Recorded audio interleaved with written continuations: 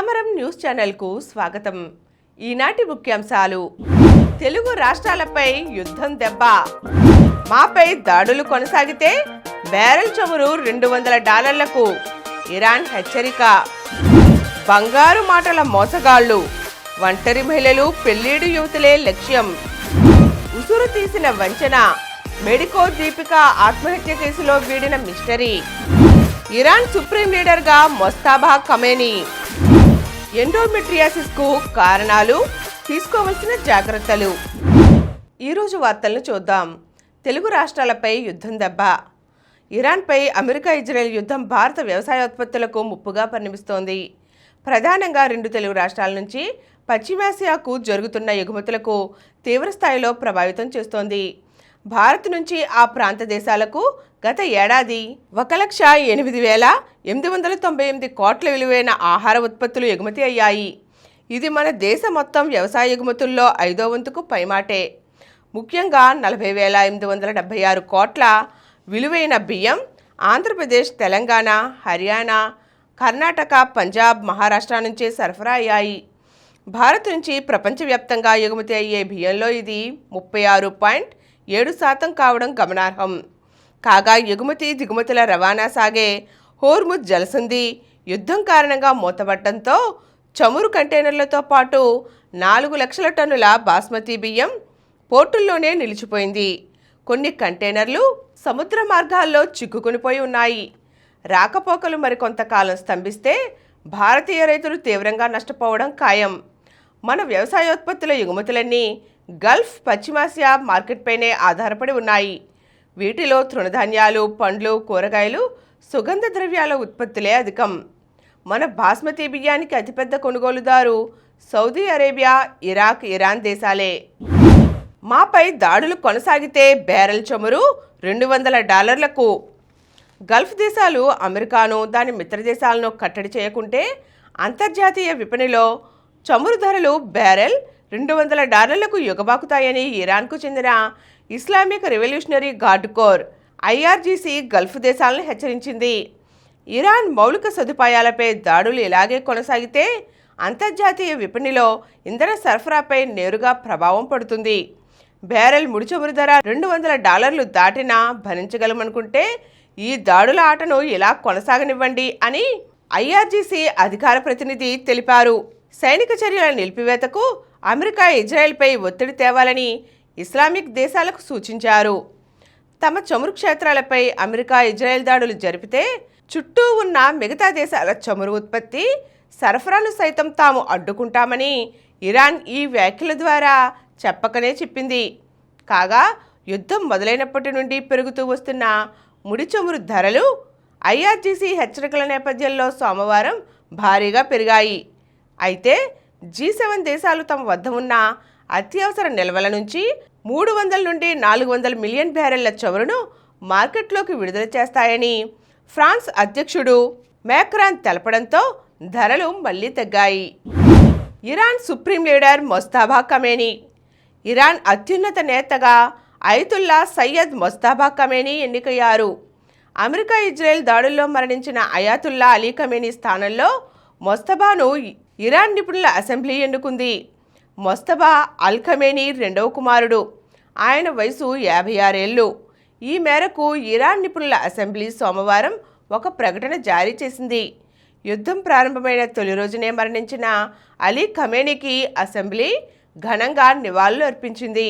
Iran విప్లవాన్ని దశాబ్దాల పాటు కాపాడి దేశ భవిష్యత్తుకు గట్టి పునాది వేసిన అలీ ఖమేనీ వారసత్వాన్ని కొనసాగిస్తూ ఇరాన్ను శాస్త్ర సాంకేతిక రంగాల్లో మరింత బలంగా మార్చి సమగ్రాభివృద్ధి పదంలో ముందుకు తీసుకువెళ్తారని ఆయన ప్రకటించారు.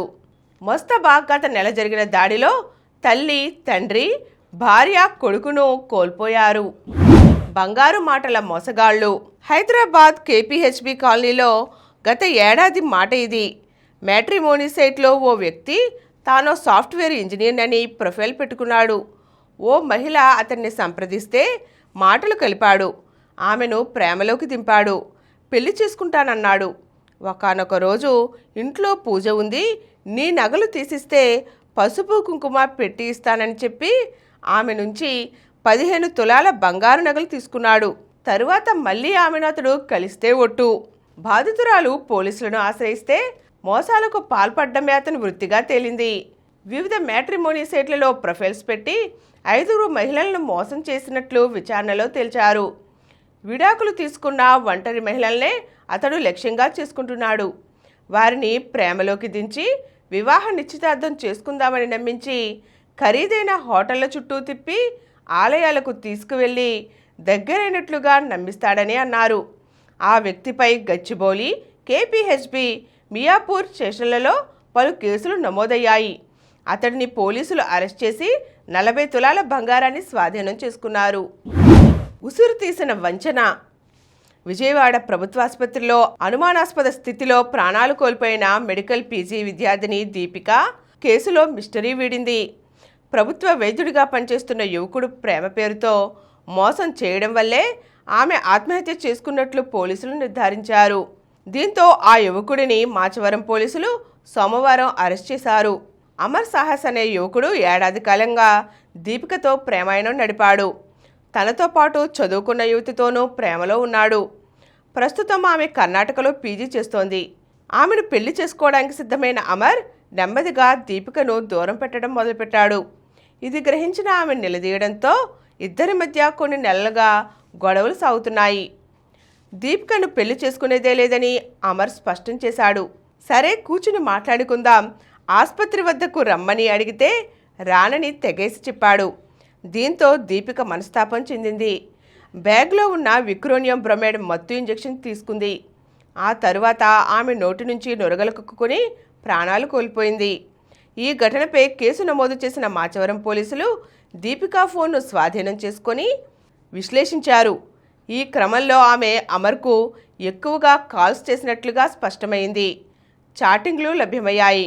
దీంతో పోలీసులు అమర్ను అదుపులోకి తీసుకుని విచారించగా విషయం వెలుగులోకి వచ్చింది. ఎండోమెట్రియాసిస్. నెలసరిలో తీవ్రమైన రక్తస్రావం, కడుపులో భరించరానంత నొప్పి, వికారం, నీరసం ఈ లక్షణాలను నిర్లక్ష్యం చేస్తే కొన్నిసార్లు ఎండోమెట్రియాసిస్ క్యాన్సర్కి దారితీసే పరిస్థితులు వస్తాయి. ఇన్ని ఇబ్బందులు పెట్టే ఎండోమెట్రియాసిస్ రావడానికి కారణాలు మాత్రం వైద్యులు ఇంతవరకు స్పష్టంగా నిర్ధారించలేదు. హార్మోన్ల అసమతుల్యత, జన్యువులు వంటివి కారణాలుగా చెబుతున్నా ఇతరత్రా కారణాలు ఉండవచ్చుననే సందేహంతో స్వీడన్లోని కరోలిన్స్కా ఇన్స్టిట్యూట్ పరిశోధకులు సుమారు 1,50,000 మంది మహిళలపైన ఒక పరిశోధన చేశారు. వీరిలో చిన్నతనంలో హింస లేదా తీవ్రమైన లైంగిక ఒత్తిడి ఎదుర్కొన్న అమ్మాయిల్లోనూ, పెళ్లి తర్వాత వైవాహిక జీవితంలో ఒత్తిళ్లు ఎదుర్కొంటున్న వారిలోనూ ఈ సమస్య తక్కిన వారితో పోలిస్తే 20% అధికంగా ఉన్నట్లు గమనించారు. చిన్నతనంలోనే చేదు అనుభవాలు కేవలం మెదడు పొరల్లో నిక్షిప్తం అవడమే కాకుండా భవిష్యత్తులో అవి ఎండోమెట్రియాసిస్ వంటి సమస్యలకు దారితీయవచ్చునని, అందుకే గైనకాలజిస్టుకు చూపించుకోవడంతో పాటు సైకాలజిస్టులతోనూ మాట్లాడి మనసులో బాధను దించుకోవడం అత్యంత అవసరమని అంటున్నారు శాస్త్రవేత్తలు. ఇప్పుడు కొన్ని సంక్షిప్త వార్తలు చూద్దాం. గల్ఫ్ నుంచి 67,000 మంది వెనక్కి. పార్లమెంట్లో విదేశాంగ మంత్రి జైశంకర్ వెల్లడి. కేజీబీవీల్లో అడ్మిషన్ల డిమాండు. కస్తూర్బా గాంధీ బాలికా విద్యాలయాలు ఒకప్పుడు కనీస సంఖ్యలో కూడా పిల్లలు ఉండేవారు కాదు. కానీ ఇప్పుడు అవే విద్యా సంస్థల్లో అడ్మిషన్లకు డిమాండ్ పెరిగింది. ఏకంగా ఎంపీలు, ఎమ్మెల్యేలు సిఫారసు లేఖలు ఇచ్చే పరిస్థితి వచ్చింది. ముఖ్యంగా ప్రస్తుత ప్రభుత్వం వచ్చాక చేపట్టిన మార్పులతో కేజీబీవీల్లో అడ్మిషన్లు ఊపందుకున్నాయి. విద్యుదాఘాతంతో 2 ఏనుగులు మృతి. తిరుపతి జిల్లా ఎర్రావారిపాలెం మండలం చింతకుంట పంచాయతీ కొత్త తురకపల్లెలో పంట రక్షణకు రైతులు ఏర్పాటు చేసిన కరెంటు తీగలు తగిలి 2 ఏనుగులు మృతి చెందాయి. 25 రోజుల తర్వాత ఎల్పీజీ రీఫిల్ బుకింగ్. పశ్చిమాసియాలో తీవ్రమవుతున్న యుద్ధం నేపథ్యంలో చోటు చేసుకున్న మార్పులతో ఇటీవలే దేశీయ చమురు కంపెనీలు గృహ అవసరాలకు వాడే ఎల్పీజీ సిలిండర్ ధరను 60 మేర పెంచాయి. రానున్న కాలంలో ఇవి మరింత పెరిగే అవకాశం ఉంది. ఈ నేపథ్యంలో గ్యాస్ సిలిండర్లను నిల్వ చేయడాన్ని అరికట్టేందుకే వంట గ్యాస్ పంపిణీ సమానంగా ఉండేలా చూసేందుకు కేంద్ర ప్రభుత్వం 21 రోజులకు మరో సిలిండర్ రీఫిల్ను బుక్ చేసుకునే అవకాశాన్ని ఇప్పుడు 25 రోజులకు పెంచింది. భారత్ 2 స్కాట్లాండ్ 2 మహిళల హాకీ ప్రపంచ కప్ క్వాలిఫైర్స్ లో సోమవారం స్కాట్లాండ్తో మ్యాచ్ను భారత్ 2-2తో డ్రాగా ముగించింది. బరిలో శ్రీకాంత్ ప్రణయ్. స్విస్ ఓపెన్ బ్యాడ్మింటన్కు పురుషుల సింగిల్స్లో కిదాంబి శ్రీకాంత్ ప్రణయ్ బరిలో దిగుతున్నారు. మహిళల డబుల్స్లో పుల్లెల గాయత్రి ట్రెసాజాలి జోడీ, పురుషుల డబుల్స్లో అర్జున్ హరిహరన్ బరిలోకి దిగనున్నారు. ఈ టోర్నీకి పివి సింధు దూరంగా ఉన్నారు. మరిన్ని వార్తా విశేషాలతో రేపటి సమరం న్యూస్లో తిరిగి కలుద్దాం. Thank you.